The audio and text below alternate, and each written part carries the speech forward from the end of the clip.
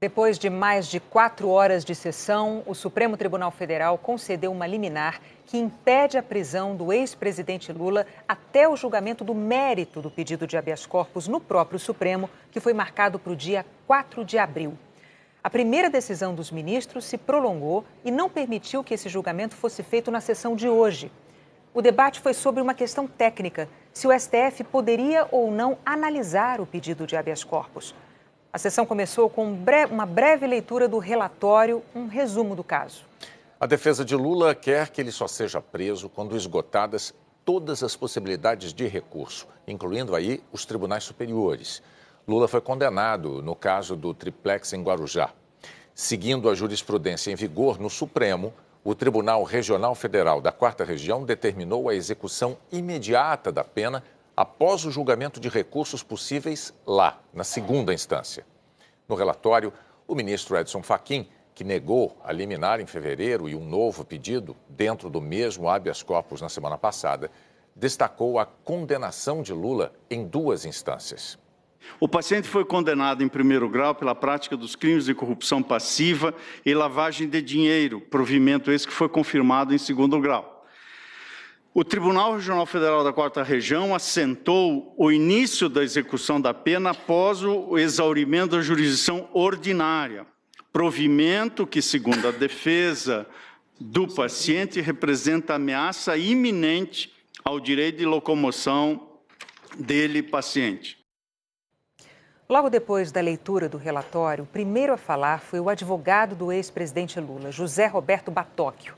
Ele começou lembrando a prisão do ex-presidente francês Nicolas Sarkozy, investigado por supostas irregularidades em doações de campanha. Batóquio disse que o mundo está enfrentando uma maré de autoritarismo e reforçou que é impossível viver fora de um sistema de liberdades constitucionais. Sobre o caso do ex-presidente Lula, Batóquio voltou a defender que a prisão, após decisão em segunda instância, fere o princípio da presunção de inocência, que, segundo ele, foi uma garantia da Constituição contra as investidas do autoritarismo. E que Lula não deve ser preso antes que o Supremo julgue as ações declaratórias de constitucionalidade contra a prisão depois da segunda instância, embora não haja prazo para esse julgamento. O advogado disse ainda que, como ex-presidente da República, Lula não é diferente de nenhum outro brasileiro, não está acima da lei, mas também tem que ter garantido o direito ao cumprimento do ordenamento jurídico. Como seria possível nós denegarmos esta ordem de habeas corpus? Está caracterizado o constrangimento ilegal em potência iminente. Tem data marcada. A prisão está marcada para o dia 26 de março, próximo futuro. Foi a data em que se marcou o julgamento dos embargos de declaração e já está decidido. Julgados os embargos de declaração, esgotou-se a jurisdição, mandado de prisão nos termos da súmula 122. Agora eu pergunto a vossas excelências, se nós temos na casa 2 ações diretas de constitucionalidade, de que é relator o eminente ministro Marco Aurélio,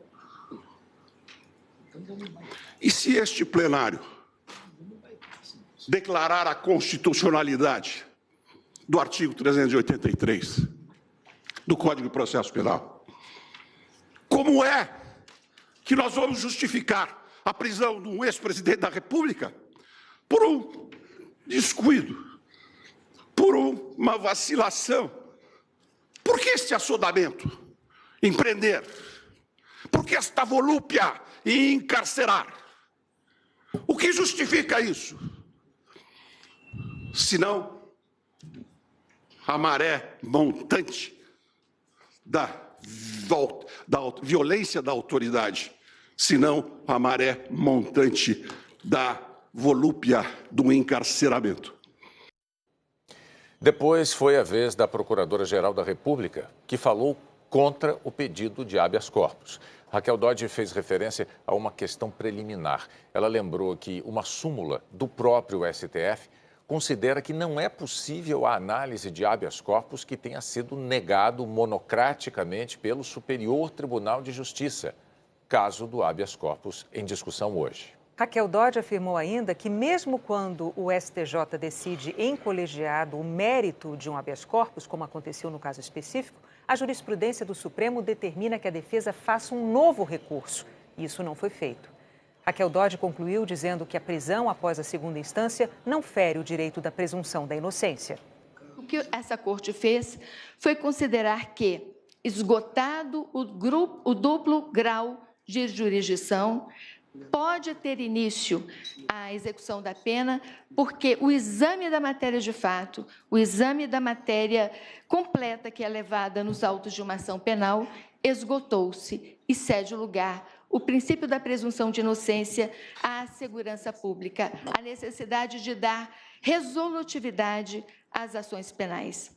Essa decisão tem sido considerada por muitos estudiosos e também dentro do Ministério Público como um marco importante para fazer cessar impunidade no país. Não se apresentou até o momento nenhum caso, nenhum argumento que leva a fazer uma distinção, nesse caso concreto, em relação a esse precedente obrigatório. E também não é o caso de superá-lo. A decisão é recente, ela tem dado segurança jurídica, ela tem contribuído para dar efetividade à persecução penal que tem se estabelecido e se exercido no país, com todas as garantias de ampla defesa e de contraditório. É exatamente o que aconteceu no caso em exame.